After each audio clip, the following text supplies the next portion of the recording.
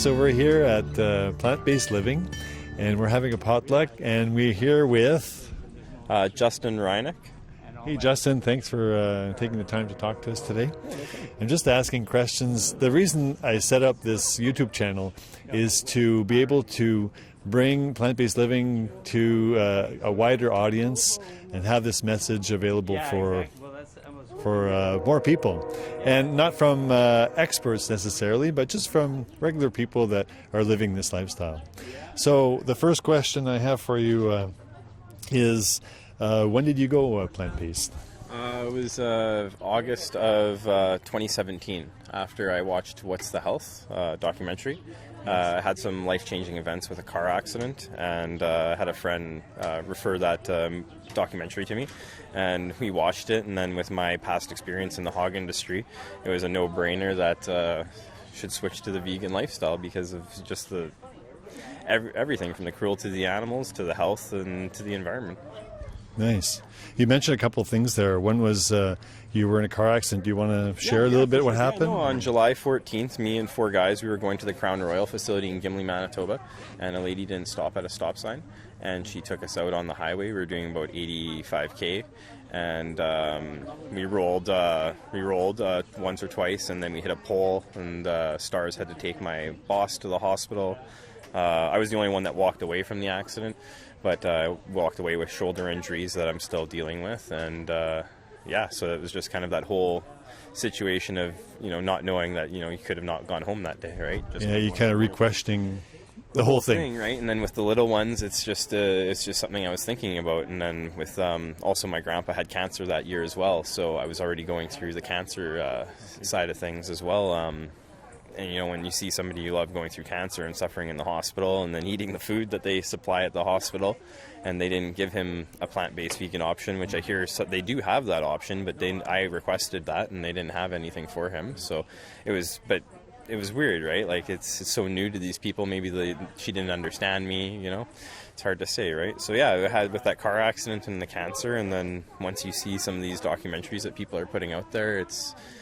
Well, you mentioned, and I know that you were a former hog farmer as well, so that gives you a really special perspective. Yeah, of that. Can you talk a little bit about that? Yeah. So when I was like 16, I moved out of Winnipeg and went out by Brandon with my aunt and lived with her for a bit. I didn't have my mom moved to the States when I was 13, so I didn't have a family to raise me or to live with. So I lived with my grandparents, and there's a time when they didn't want to continue that anymore. So then, I just kind of carried on with getting a job and supporting myself, and ended up in the farming industry and experienced that from the bottom and all the way up to a farrowing and a breeding manager. And a farrowing is the birthing area of a barn. So some of the things you witnessed, I guess, weren't...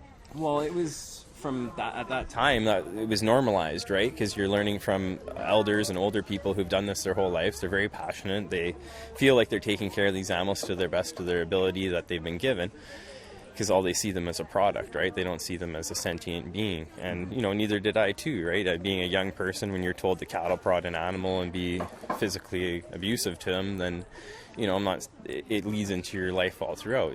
You tend to be a more violent and upset person, right? So you noticed that in yourself as well? Oh, definitely. Oh, for sure, definitely. Even with my wife too. Like, she knows, like, she's seen the difference, like, from when we started from the beginning to now, because we've been together for 13 years, from the time I was in the farming industry to now. Interesting. Yeah, so you can definitely see it, because you really have no respect for anything but yourself at that point, right? Because you're just... it's just so normalized to be abusive and take advantage of animals in so many different ways. Okay. And that's the thing that's good to have the experience on, because you can really talk on it.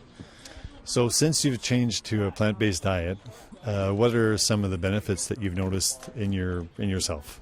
Feeling more like energy and more refreshed in the morning when you wake up, not feeling that like when you wake up in the morning like just dragged down. Like, I just feel like when you wake up you're ready to go, like not overly hungry in the morning either, generally just feeling ready to go in the morning. And that's one of the things I noticed too, in like the body, like I'm a bricklayer, so I already had the signs of arthritis in my hands and stuff.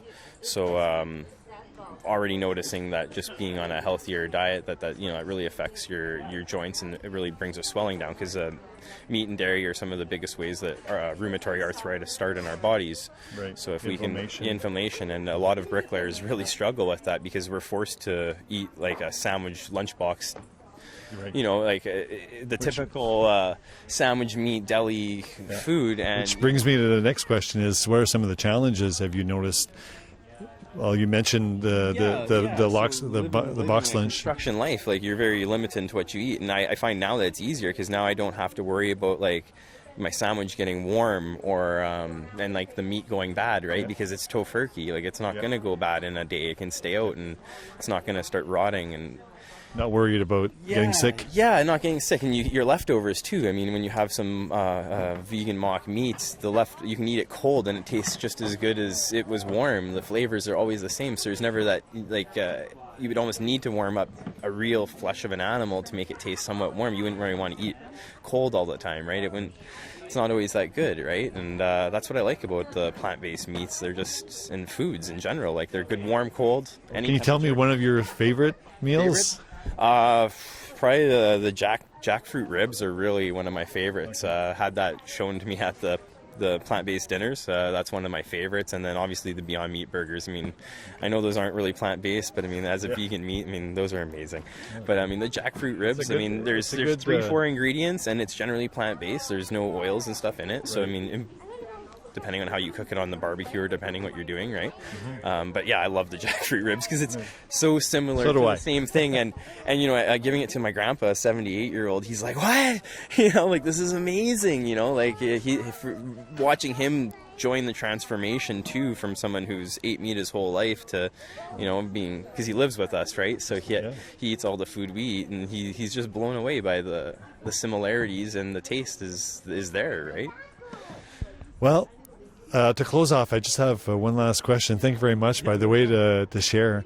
Is where do you see yourself, like, moving forward in the future with plant-based living, or living this type of lifestyle? I just hopefully bringing education and awareness to other people, so they can enjoy this lifestyle as well. In my street activism, talking about my experiences, and trying to make the world a little bit better for the kids, and my kids too, because that's what it's really about. Okay. Well, thank you so much for taking the time to talk to me. Okay, take care. Awesome.